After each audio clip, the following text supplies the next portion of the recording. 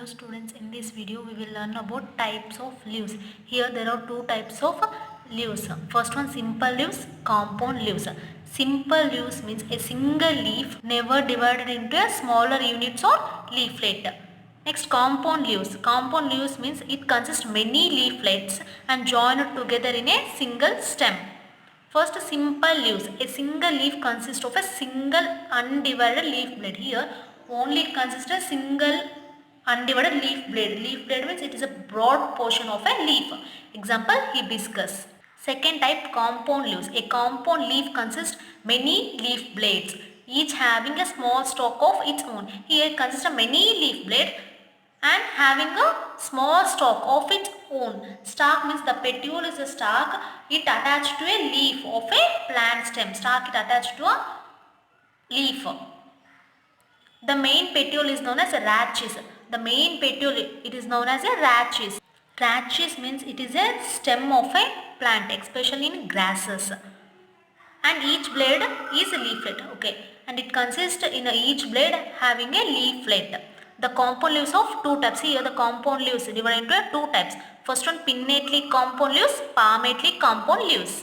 Pinnately compound leaves means it is a compound leaf that attached to a stem and divided into a smaller leaflet. Palmately compound leaves means it is also a compound leaf that has a smaller leaflets attached to a common point, and it looks like a palm like and shaped like the palm of our hands.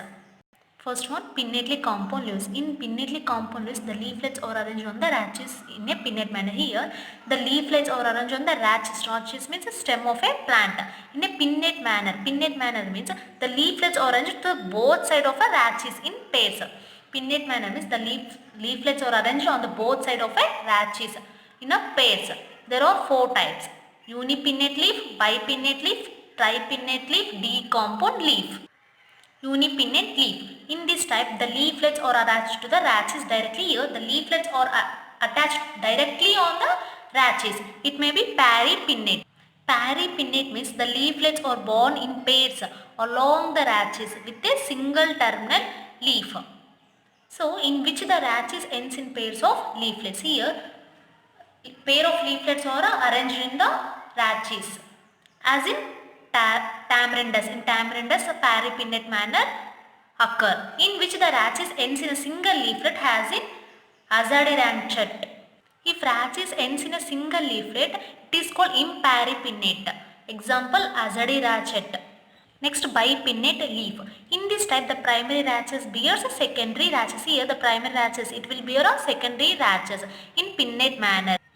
Pinnate manner means the leaflets are arranged to the both sides of a rachis attached to the secondary rachis. Here the leaflets are attached to the secondary rachis. Example, Acacia cassia. Next, tripinnate leaf. In this type, the leaf has a primary rachis, secondary rachis and tertiary rachis. Here it has three types: primary, secondary, tertiary rachis.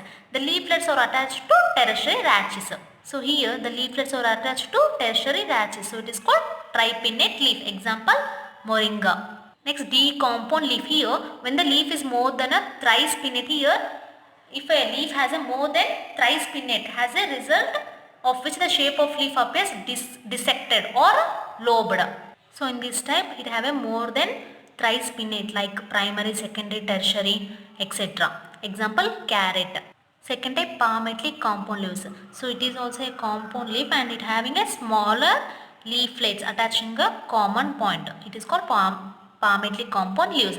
In this type, the leaflets are arranged at the tip of the rachis. Here, the leaflets are arranged at the tip of the rachis. It is of five types: unifoliately compound leaf, bifoliately palmately compound leaf, trifoliately palmately compound leaf, quadrifoliately palmately compound leaf, multifoliately palmately compound leaf. Foliate means it is decorated with the leaflets or hanging a leaflets. First, unifoliately compound leaves. It is a palmately compound leaf with a single leaflet. Here, it consists only single leaflet. Example, citrus. In citrus, the leaf is a trifoliately palmately compound, but it is reduced into a single leaflet. Here, first, in citrus, it have a trifoliately palmately, but it is reduced into a single leaflet. The petiole is winged. Next, bifoliately compound leaf. The leaf consists of two leaflets. Here the leaf it consists of two leaflets. Example, Bauhinia. Next, the trifoliately palmately compound leaf. The leaf consists of three leaflets. So here the leaf consists three leaflets. So it is called trifoliately palmately compound leaf. Example, Erythrina. Next, quadrifoliately palmately compound leaf. The leaf consists four leaflets. Here the leaf consists of four leaflets. So it is called quadrifoliately palmately compound leaf. Example, Maricela. It is also called water fern. Next, multifoliately palmately compound leaf. Multi means many. The leaf consists of many leaflets. Here the leaf consists of many leaflets. So it is called multifoliately palmately compound leaf. Example, Bombax. It is a paripinnate leaves, imparipinnate. It is a bipinnate leaves, tripinnately leaves. Paripinnate means the leaflets are arranged in both sides of rachis. Imparipinnate means it has a single leaflet. Bipinnately means the leaflets are attached to a secondary rachis. Tripinnately means the leaflets are attached to a tertiary rachis. Unifoliately means single leaflet. Bifoliately means two leaflets. Trifoliate compound means three leaflets are attached. Next, multifoliate compound leaves means many leaflets. The leaves consist of many leaflets. Thank you for watching our video. Please subscribe.